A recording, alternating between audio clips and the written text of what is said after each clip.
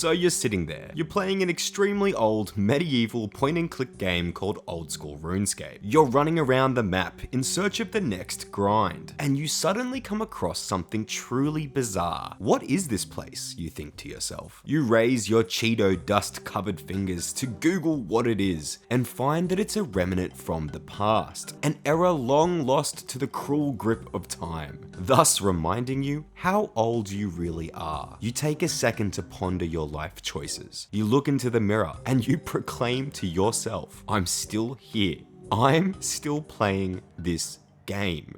I'm awesome. And so is dead content. There's something so interesting about a location or minigame or skill that has been long forgotten. So let's take a look at some of RuneScape's most forgotten content. Like, when was the last time that you went fishing in the Lumbridge swamp caves for swamp weed? Either never or a very long time ago. People used to fish swamp weed to make molten glass, since you can cook it on a range for soda ash. It's also a common Dorgeshan cave goblin cooking ingredient, which is another piece of dead content altogether. We've covered it in another video, so I'm not going to go too far into it now. You will need a small net to catch the swamp weed, which can be caught where you fish for frog spawn. Next up, we'll be heading to the Tower of Life basement to have a look at creature creation. Now, creature creation is a solo activity that involves creating unique, hybrid monsters that are truly terrifying, and well, killing them. To do this activity, you'll need to finish the Tower of Life quest. The monsters do drop some useful things like unicorn horns, but they also drop satchels, which hold a few pieces of random food. It's a really interesting item that you really don't see in the game very often. Nothing crazy, but they're pretty cool. Next up, we have the very strange looking Ogre boat. The Ogre boat is a method of transportation unlocked during the Recipe for Disaster quest. It runs between Feldip Hills and just west of Taiboy One-Eye. When traveling, you board a log that seems to be pushed by two ogres, probably one of RuneScape's strangest looking transport methods. Passage from Feldip Hills to Karamja costs 2 raw or cooked chompy, while the reverse costs 2 glug glug herbies, referring to either clean snakeweed or rogue's purse. And while we're on transport, have you heard of the Lady of the Waves boat? Probably not. The Lady of the Waves is a small vessel docked just south of Cairn Isle, which is a small island on the southwestern coast of Karamja. It is owned by Captain Shanks, and besides playing a small role in the One Small Favor quest, it serves no real useful purpose. It will take a player on a one-way trip from either Port Sarim or Port Khazard, provided they have a ship ticket. These tickets can be bought for a randomized price between 20 and 50 coins. And another piece of dead content that I won't spend too long talking about is the Birthrop Games Room. You probably know quite a bit about this place. Released in 2004, players were able to play RuneLink, Droughts,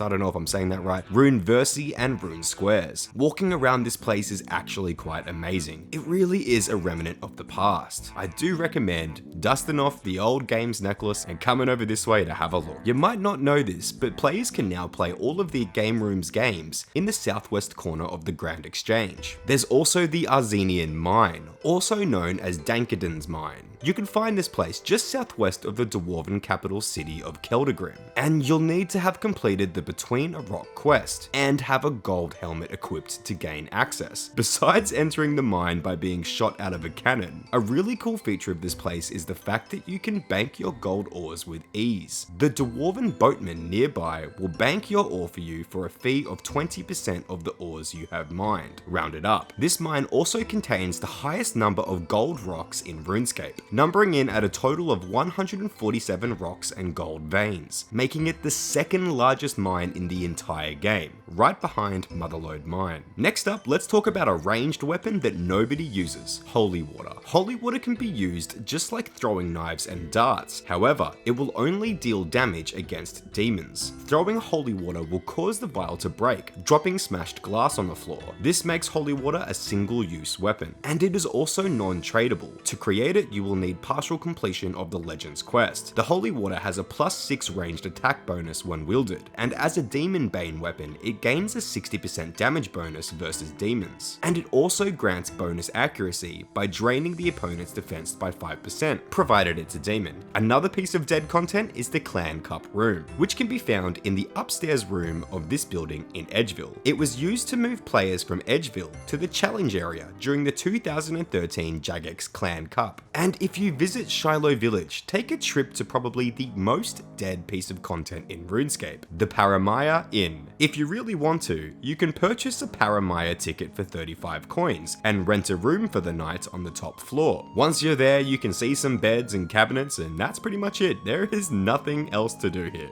While it serves literally no purpose now, this content was useful back in RuneScape Classic, as beds were necessary for players to rest and restore their fatigue. Since we don't have fatigue in Old School RuneScape, yeah, literally no purpose. And what about essence mining? While they still serve a purpose, I can't see why anyone would actually use them anymore. You either buy them off the Grand Exchange, or you just get them from killing monsters. It's much faster than actually mining them itself. I personally remember back in the day, grinding away in these mines to pay somebody for a rune scimitar, which later on I found out they drastically inflated the price, therefore ripping me off. Ah, the good old days. Let me know if you still use these mines. It would genuinely shock me if anyone actually does. Have you ever been to the Rat Pits? Released in 2005, the Rat Pits are a minigame activity that involves using your pet cat to fight against rats in several underground gambling rings. There are a total of 4 pits throughout Gillinor, located in Verrock, Ardoyne, Keldagrim, and Port Sarim. Access to the Rat Pits requires partial completion of the Rat Catcher's quest, and each pit is unlocked one at a time as you advance through the quest. And sorry for the Helmet Squad, but Iron Men cannot take part in this minigame. And how about the coal trucks near Sears Village? I remember these bad boys being used frequently back in the day. I don't know if anyone would have any reason to use them now. Let me know if I'm wrong though. Well, are you feeling daring? Why not try sledding in a cave northwest of Goblin Village? Never heard of it? I'm not surprised. Yep, Scrubfoot's Cave is a snowy cavern containing several goblins, red and green fireflies, and a timed sledding course. The upper level of the cave contains a sled, which the players may take in order to ride the winding path down to the lower room. The course is timed,